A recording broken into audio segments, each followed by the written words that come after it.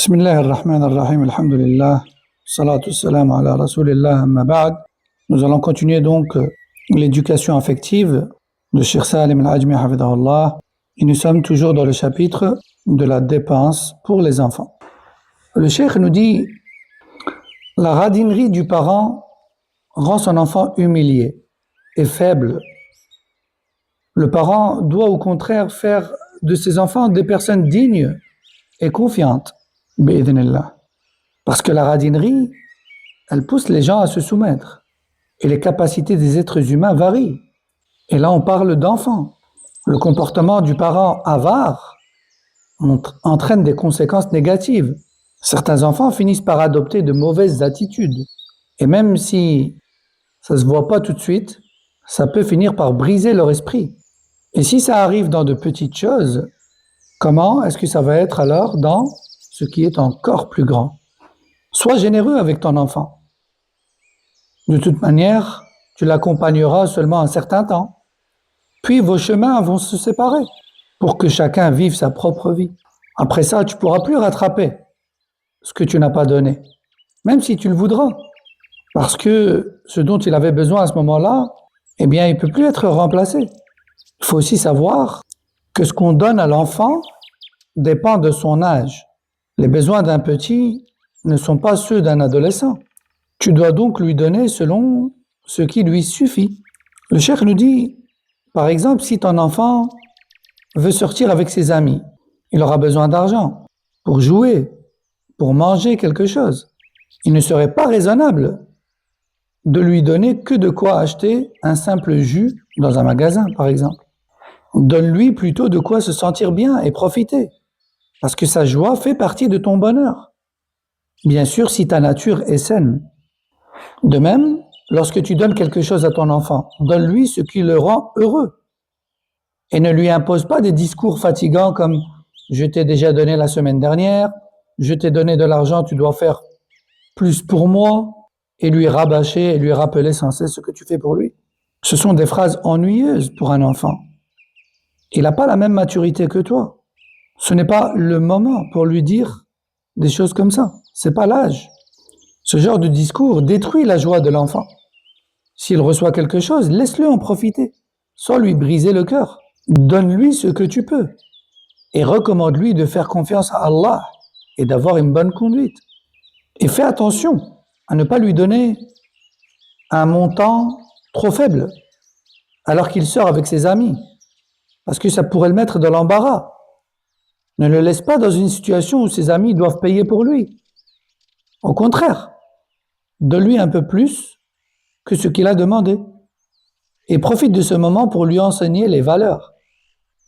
Lui dire par exemple, peut-être que certains de tes amis n'ont pas beaucoup d'argent, alors ne sois pas avare avec eux. Ou encore, tu peux lui dire, le trajet va être long.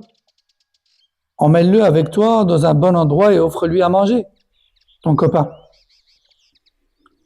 Et pour que tu ne trouves pas ce montant trop élevé, rappelle-toi que tout ce que tu dépenses pour ton enfant est récompensé par Allah.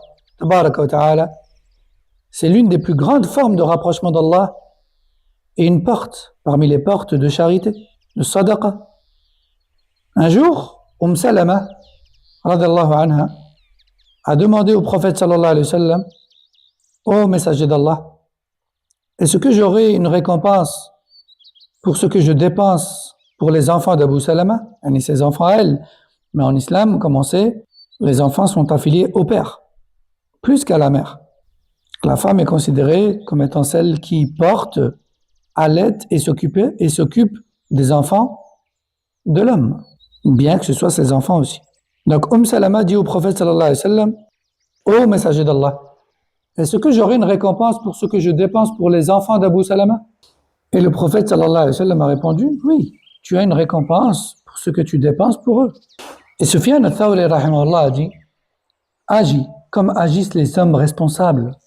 Gagne ta subsistance d'une manière licite et dépense pour ta famille. Le cheikh nous dit, on parle ici de la dépense envers l'enfant, du point de vue de l'éducation.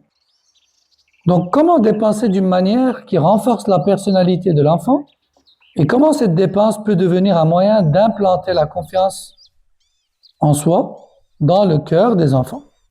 C'est pourquoi tu ne dois jamais laisser tes enfants dépendre des autres personnes, alors que toi, tu as la capacité de leur fournir ce dont ils ont besoin. Alors oui, on est contre les dépenses excessives et incontrôlées qui rendent l'enfant paresseux, dépendant et habitué à vivre aux dépens des autres.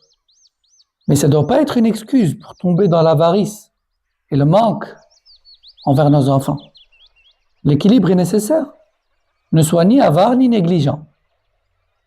Ne cherche pas 1000 excuses pour justifier ta radinerie au détriment de tes enfants. Le cheikh nous dit, j'ai vu de mes yeux à notre époque des gens qui font preuve d'une grande générosité, mais uniquement avec les étrangers.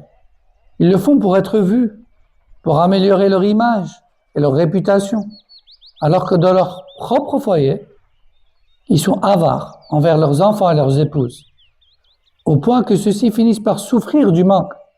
Et ça laisse des traces profondes, visibles sur leur comportement et leur personnalité. Et ce comportement est totalement à l'opposé de ce que demande la religion. Priorité doit être donnée à la générosité envers ta famille, tes enfants, ton épouse. C'est eux que tu dois soutenir et avec qui tu dois être généreux.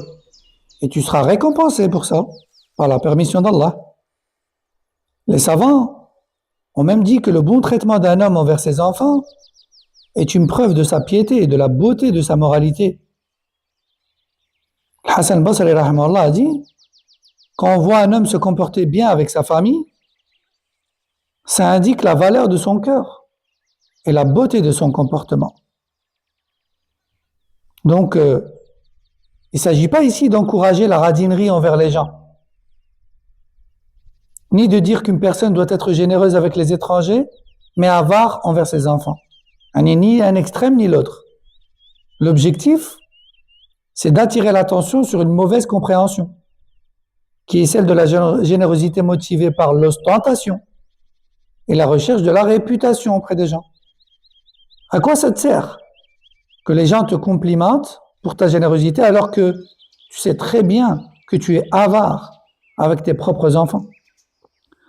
Et même si tu leur donnes quelque chose, tu le fais sans envie, en les forçant à le demander, ou en accompagnant ton aide de reproches et de paroles blessantes. Dans ce cas-là, tu gâches ton geste et tu entristes leur cœur.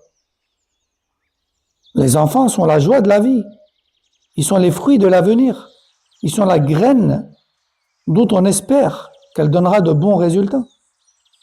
Et cette graine doit être arrosée, entretenue, soignée, pour qu'elle grandisse et devienne un arbre solide et beau. Voilà pour ce qui est de la deuxième et de la dernière partie concernant les dépenses pour les enfants. Qu'Allah nous guide et nous corrige et nous mette parmi les meilleures personnes en ce sens. هذا والله أعلم وصلى الله وسلم على نبينا محمد وعلى آله وصحبه أجمعين.